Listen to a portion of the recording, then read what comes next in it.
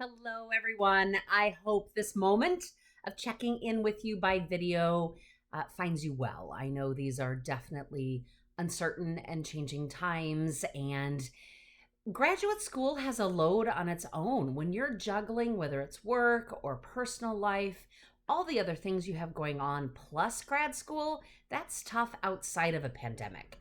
So I would just really, as we kick off this week, encourage you to give yourself, I've been using the phrase lately, a little space and grace. Just giving you that good self talk that you're doing this. We have some flexibility this block. I want to make sure that you get the learning and the outcomes out of this course that you need. I also know, after having checked in with everyone here in some way over these last few weeks, this is hard. It's harder now.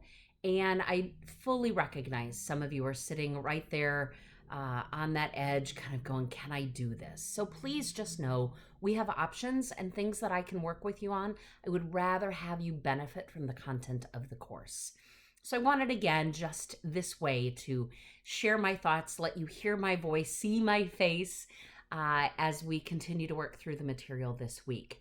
Let me make a few comments about the material this week and just support your reading and your discussion efforts and anything else that I can do. This week in the reading and in our discussions, we're taking on the topic of employer of choice and really thinking about what does it take to be that employer of choice. What are the systems we need to put in place to make sure that happens?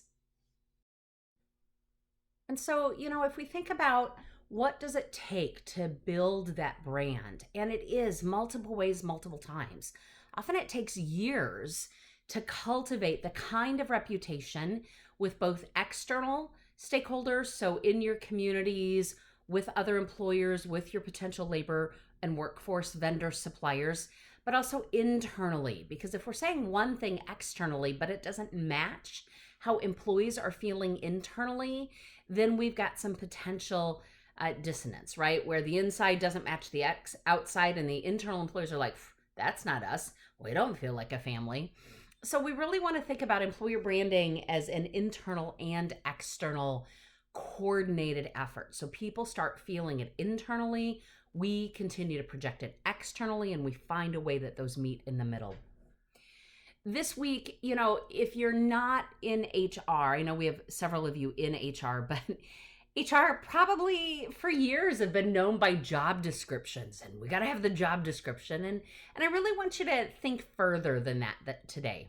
And as you look at that material this week, the job description, really, that job analysis process to get it documented is a cornerstone for how we describe what work gets done in an organization.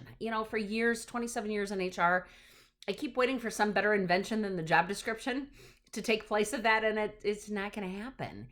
If you really think about what happens in organizations, everything we do is broken down by hourly increments and how much work can get done in a part-time or full-time role. And what does that look like? And so that job description is key. It helps us visualize, get it out of our head onto a piece of paper. What do we really expect out of this role? And thus, who do we hire for that role? Do we need to build talent or buy talent? So build talent would be, we're going to hire someone with lesser skills or maybe not as much experience. We're probably going to pay a little less for that talent, but we're going to build them into that position. Versus a buy approach, which would be, we're going to go out, pay a little bit more, but we'll bring somebody in who's got higher competency levels to help them perform. The idea is they perform faster then, right? We don't have to build them as much. Certainly we've got some stuff to do, but it's not the same as starting with someone who's got great potential, but not the experience or those skill sets yet. So don't underestimate just getting hung up, don't underestimate the role of the job description or get hung up on that whole, I have to write the job description so HR's happy and they have their paperwork. I don't know. Anyone heard that before? I have. Yesterday, actually. And working on a project. They're adding a position. I'm like, where's your job description? because I still do HR support in addition to working as a workplace psychology, especially because of COVID, and speaking in front of groups is not highly in demand right now. I'm doing a lot more HR support for my small to medium-sized companies that just needed some additional assistance during this time, with or without a budget. So, but it keeps everybody going to get through this. But as they said, well, we need to hire a sales manager. Well, okay, so what do you want that position to look like? And build or buy? What level of experience? What do we expect out of that? Well, we also need a sales assistant. Okay, so how is that different than your inside and outside sales reps right now? So that's considered a family of descriptions, right? A family of jobs where what distinguishes to the manager, what do the reps do, and then what's a sales assistant do? And sales assistant could really mean different things. Could be an assistant to the manager, could be an assistant to the sales reps, could be clerical, could be order entry. What's that look like? So those are the things I really want you thinking about as we design. Really, this week is about designing work. How do we bring people in so that we know they're a good fit? They can do potentially the work that needs to be done. So there's that whole branding and recruitment section. And then ultimately, how do we set them up with good expectations so that they can do their best work? Part of what I want you considering, when we think about strategic human resource management, it starts with the very basic premise that people want to do good work, that they're here to perform so they can get paid, right? This exchange of employment. And if we really start with the premise that people want to do good work, then we really need to pay attention to the resources we put in place, whether that is education and training, coaching and support, tools and job aids. It's our role as an employer to help them do their job well. If they can't, that's a different discussion down the road. But it's our primary responsibility to find a good fit. So as we're recruiting to our employer brand, I want a good fit to the organization. I want a good fit to the job itself, to the work group. So I'm analyzing fit in several different ways. I had said for years when I was recruiting, it was my first HR job, and I learned pretty quickly the very important piece that if I didn't hire the right person for that position and they didn't stay, it just made more work for me, right? I say that with a little bit of humor, but true.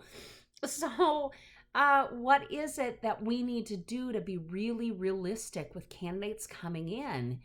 And I remember handing them my card and said, as you move into this role, if you find anything that is different than what I have said to you up front, I want to know. Which is why we have multiple screeners these days, which is why HR screens, the managing supervisor screens, maybe peers screen and interview a new candidate.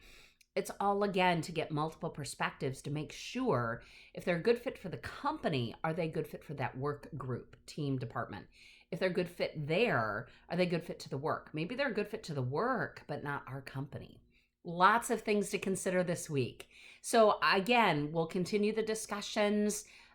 Week 3 grade should be posted by Wednesday night with comments. Please don't hesitate. If you're struggling, we can work out a plan. Just tell me. You don't have to give me lots of details of what's going on in life, but there's just opportunity right now for me to be able to support you. And I can't do that if I don't know. And if you're not struggling right now and you're like, I got this, I'm doing okay, yay, let's keep going. Keep the discussion strong and let me know how I can help. I will see you on the discussion boards. And Thursday night, again, I'm going to do a live check-in session. I've loved talking with a few of you that have jumped on to say hello. So please, I'll repost the Zoom link. It's just open house style. So if I'm not on the screen when you come in, just give a shout out and I'll hear you. I would just love to talk. We can certainly do that anytime. A couple of you have reached out and we've done one-on-ones at other times. That's what I'm here for. All right. Take care. I'll talk to you soon.